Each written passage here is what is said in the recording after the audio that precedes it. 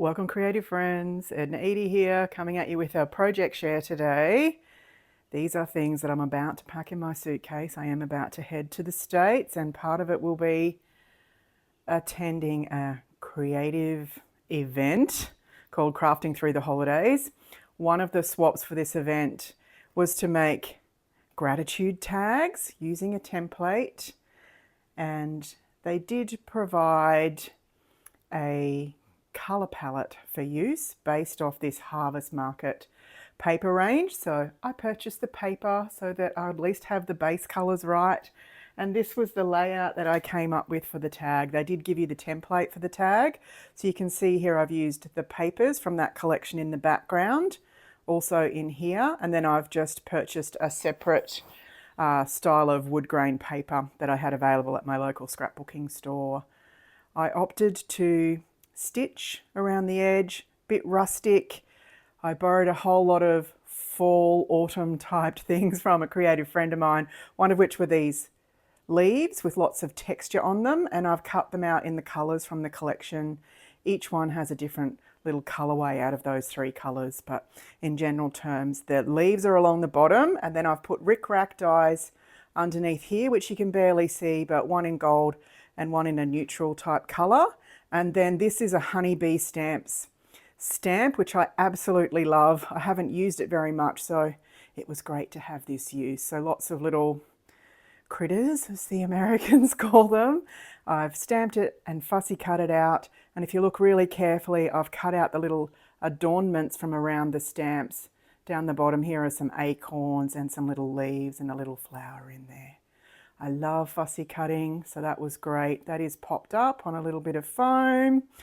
And then the So Grateful was a die that I borrowed from the Daisy Chain workshop, cut them out twice and piled them up for a bit of texture.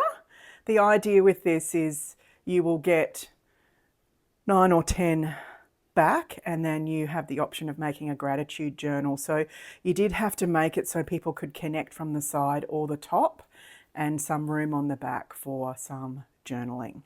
So I've just simply put an open space with a little border down the bottom. So I made 9 of these because my swap group has 9 in them. So it'll be interesting to see what comes back to me and how other people have approached that particular swap. And then these little makes are little gifts for the people working at the event. So there are 7 workers, we are told, and I've made some little PostIt note holders, and then I've got some souvenir type Australian pens to share with these.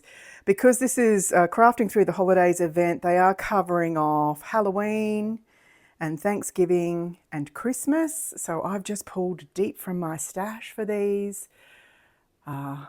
Christmas papers, inside and out. These ones are Vicky Booten Christmas papers.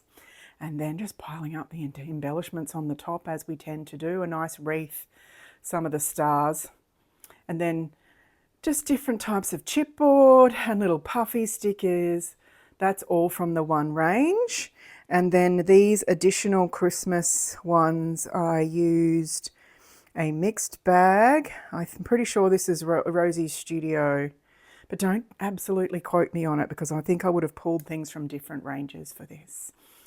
But once again, papers on the inside and outside, featuring a little frame, and then building up. This is a hot cocoa sort of a theme with the florals and a little snowflake. Anytime I can use a snowflake, I do, because I very rarely use them for an Australian Christmas as it's very hot. And these I pulled from our embellishment box that I was given years ago by Kathleen in a Christmas swap. So this follows the similar theme, just in the pink colourway, inside and out. Similar type of frame, floral and snowflake. Got the joy happening there. This time I managed to squeeze in a little metal deer. And then for the Thanksgiving themed, I did use this pumpkin, which I also received from my friend Kathy, and a couple more of these leaves out to the side, and just doubling up some border strips along the bottom there. And this is the same floral I used on the tag. And then just inside and out again. Exactly the same layout really for this one, just a different colorway. So it was great to be able to use up the excess paper strips from that same paper range for the fall or autumn styled bits and pieces. And then here's the Halloween. I can't believe I crafted Halloween. I am going to have another video of the Boo Box swap that I've put together, and this is the same paper range you'll recognise once, or if you choose to watch that video. So once again, papers inside and out, and then using chipboard and embellishments from the pack. There's some little 3D bits and pieces across there as well. I really did enjoy crafting Halloween.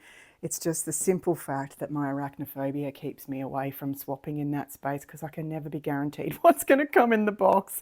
Once again, similar, but more of a pastel, using the whopping big Happy Halloween from the chipboard there, and just piling up all the bits and pieces. These are a really nice way to say thank you, and you know, it's practical. Practical gifts are good and great to use up all the bits and pieces from your collections.